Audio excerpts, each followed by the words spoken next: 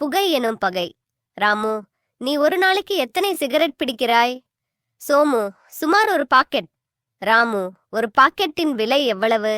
சோமு, தோராயமாக 100 ரூபாய் இருக்கும்.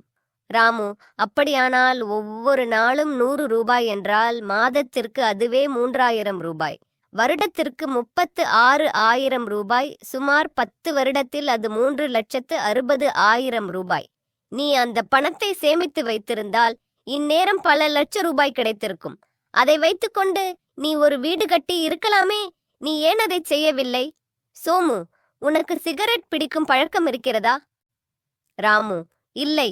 சோமு, அப்படியானால் உன்னிடம் சொந்த வீடு இருக்கிறதா? ராமு, இல்லை. சோமு, அப்படியானால் சிகரெட் பிடிக்கும் எனக்கும் சொந்த வீடு இல்லை. சிகரெட் பிடிக்காத உனக்கும் சொந்த வீடு இல்லை. ஆகவே நான் செய்வதில் எந்த தவறும் இல்லை. இது போன்ற உரையாடலை நாம் கேள்விப்பட்டிருப்போம். இதில் நாம் கவனிக்க வேண்டிய விஷயம் என்னவென்றால், சிகரெட் பிடிப்பது ஒரு தவறான பழக்கம் என்பது அனைவரும் அறிந்ததே. சிகரெட் பிடிக்காத ராமுவிடம் இதை போன்ற வேறு ஏதாவது ஒரு தேவையில்லாத தவறான பழக்கம் இருந்திருக்கும்.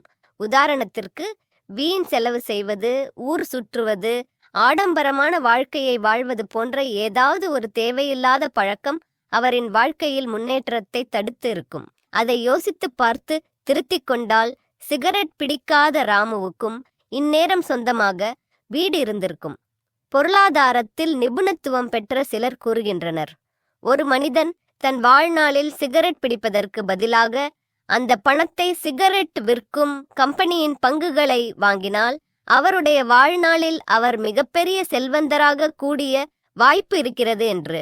பொருளாதாரத்தை தெரிந்த சில பேரும் அதை செய்கின்றனர்.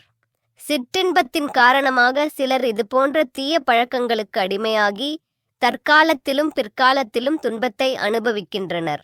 நாம் உணவு உண்ணாமல் சுமார் 2 மாத காலம் உயிரோடு இருக்க முடியும் என்பதை ஏற்கனவே பார்த்தோம். அதேபோல் தண்ணீர் குடிக்காமல் சில நாட்கள் வரை உயிரோடு இருக்க முடியும். ஆனால் மூச்சு காற்று விடாமல் சில நிமிடங்கள் மட்டுமே உயிரோடு இருக்க முடியும். ஆரோக்கிய வாழ்க்கைக்கு தவிர்க்கப்பட வேண்டியவை என்ற தமிழ் ஆடியோ புக்கின் ஃபுல் வீடியோ லிங்க்கு இங்கே இருக்குது. கிளிக் பண்ணி பாருங்கள்.